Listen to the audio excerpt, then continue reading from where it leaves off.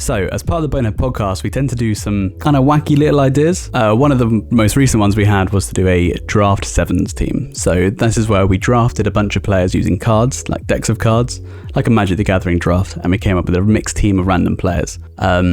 We also included in that colours, so if you draft a particular colour, you can get a reroll for your team. Now, one of the other people stole most of those, but I did end up with red. I thought I'd put this video together just to show you how I paint a quick mixed team in a way that makes them look cohesive, even though the models are completely different. Now, the thing is I waited way too long to get around to this, so I actually only really had a day to get it done. So this team in total took about 6 hours of painting, much longer with faffing around with the camera, but I really had to try and limit it to not much time at all. This meant I had to cut quite a few corners, but I think it's really important to show those corners that I cut, because you really don't have to paint everything all the time. So the primary colour is red. So the first thing I did was base coat the model in a kind of purpley reddish dark tone, just to cover all of the shadows. I wanted this purple tone to be the shadow across the entire model.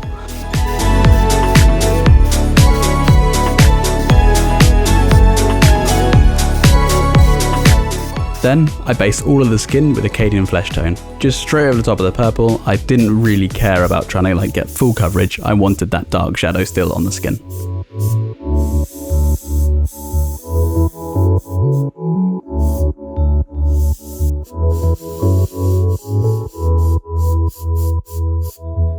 I also almost forgot to do the rotter and the corn gore, so I made sure I covered those in a dark green and dark brown respectively, just to make them look a little bit different.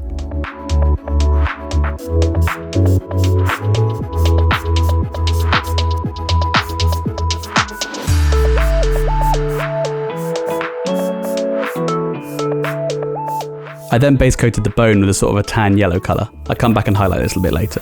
Then I decided to start doing the red cloth, so I knew I wanted bright red armour, so I wanted something to contrast that, but still kind of keep the same red consistency throughout the whole model. So I used corn red over the top of the purple, with the aim of making it look a little bit darker and more on the purple side of things.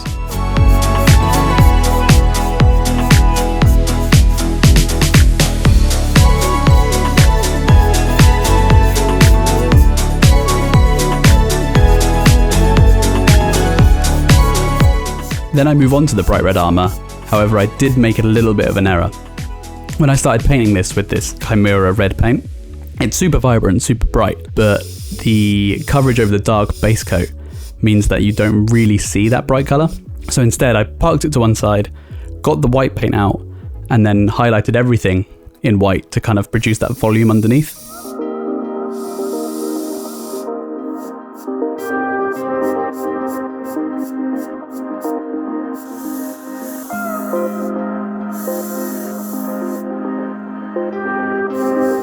Then the red could go over the top of the white and it looks really bold and bright, which is exactly what I wanted.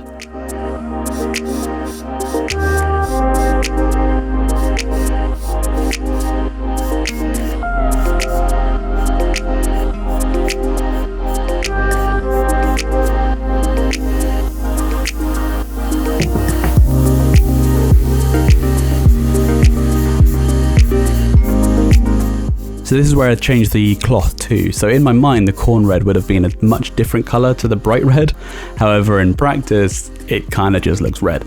So I actually grabbed some intermediate blue, some gray blue, and I mixed that in with the corn red and just gave that a highlight instead. And it kind of created this really nice, rich, kind of lavender purple color. I then highlighted that as well with the intermediate blue as like an extra stage.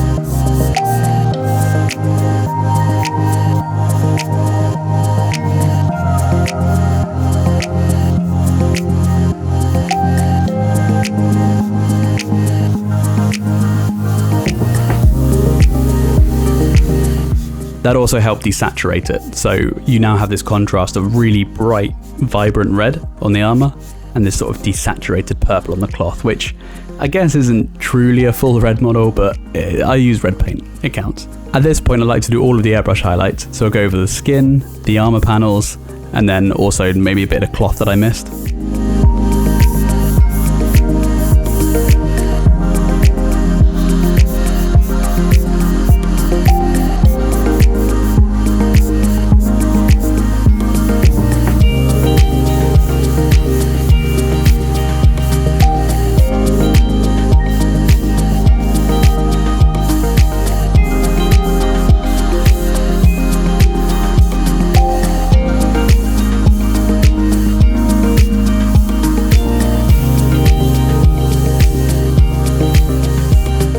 I also make sure to do the tentacles on the rotter, because, you can't leave those out.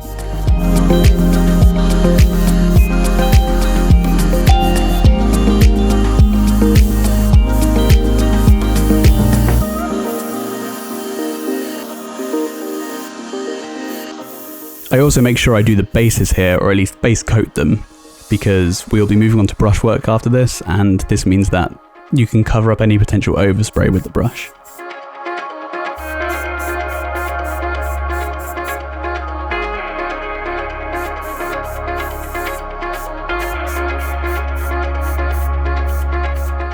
I also made sure to airbrush the corn gauze horns. The technique I use for this, I'll do a full video later, but you can check out that as a reel on my Instagram.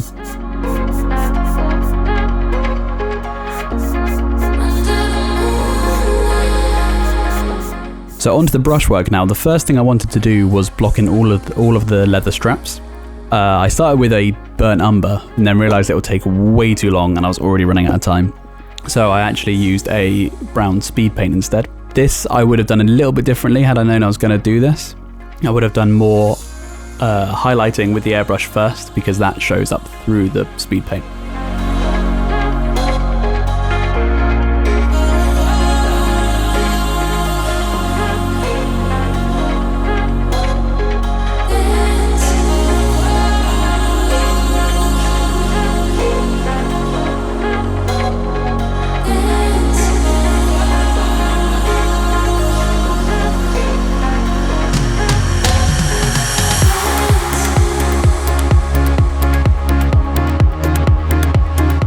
I made sure to block in various details like furs, warts on the Nurgle, the balls that the various players are carrying, and all of those little extra bits. Next is metal. Real quick easy metal. I just used Layer Model Color Duraluminium, which flows really nicely on one coat over all of the metal parts.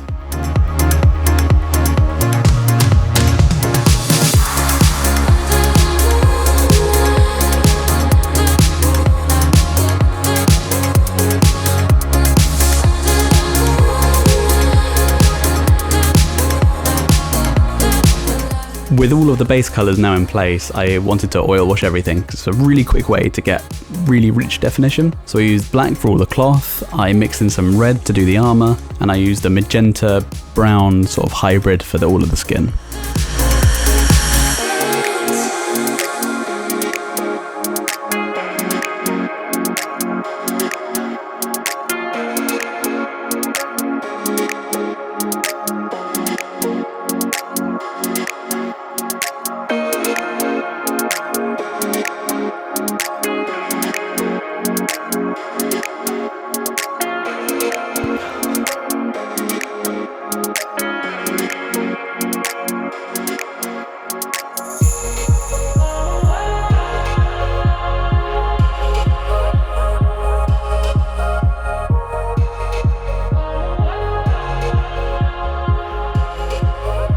I let that dry for a bit, like half an hour-ish, and then it was ready for a satin varnish that kind of locks it in, and that means that I can paint over it as well.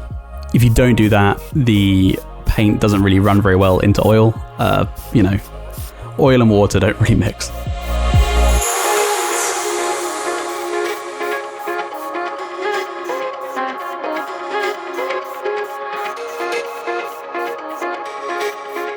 Now I'm really running out of time at this point, so I just go straight onto a super quick highlights. The armour I do with I kind of focus on all the edges with a bright red and try and make it look quite neat.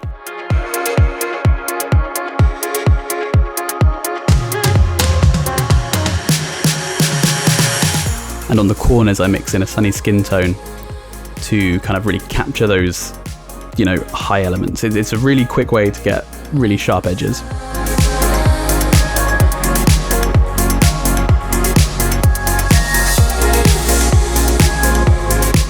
The cloth's a bit different. You go back to that intermediate blue, that grey blue, and do lots of little scratches and dots, which kind of gives a cloth texture. So you've now got this contrast not only in the saturation, but also in the texture, which really does help to break up the model.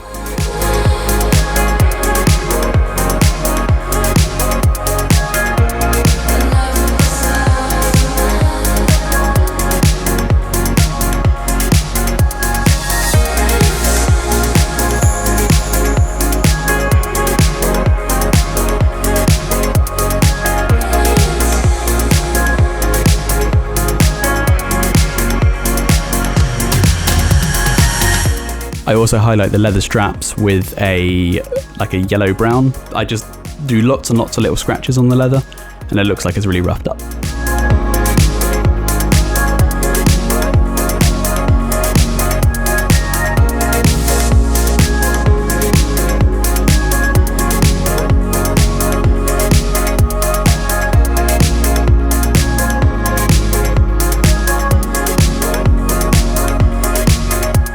So at this point I had about 30 minutes left, so I had to rush the bases. So I did a couple of dry brush stages.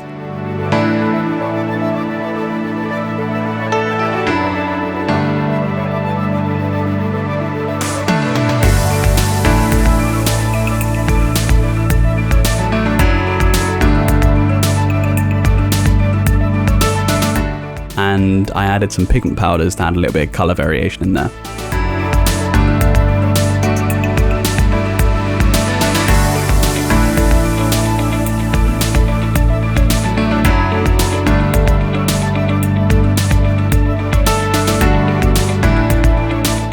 Also added some tufts and things as well.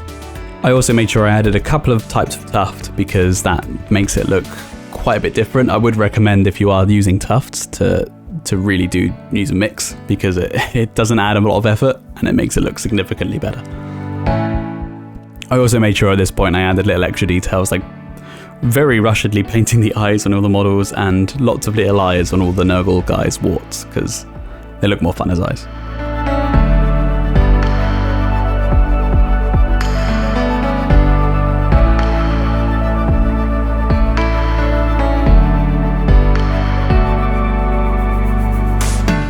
And then finished off with a black base rim. So ultimately these guys, they're quick. It was a quick job, and there was I think 9 of them. But yeah, I mean, I'm pretty happy with how they looked. But yeah, for something which we were only using for a day, so if you're kind of doing a one-off for like a board game or something, I think this kind of technique is really good. It's really emphasizing on doing as much as you possibly can with the airbrush and getting all those highlights down before moving on to the oil, because once that oil is dry, you really quickly see what you need to highlight, and that's often not that much. If you can just pick out those edges between the different stages, so like the cloth and then the armour, and then the armour and the straps, you have all these little gaps that break them up. If you can just highlight between those, the model, you're perfectly framing each element of the model, and it makes it stand out really, really well. So hopefully you enjoyed this. It was a really quick video. It's more just to get into the swing of things. I'll be looking to make more videos soon, and we'll be going through a lot of different teams, and the teams that I'll be doing will be a lot more in depth. So I'll go through more of like how I actually paint a full model rather than something just really quick, but hopefully it's still useful to see. Thanks so much for watching, and I'll see you in the next video.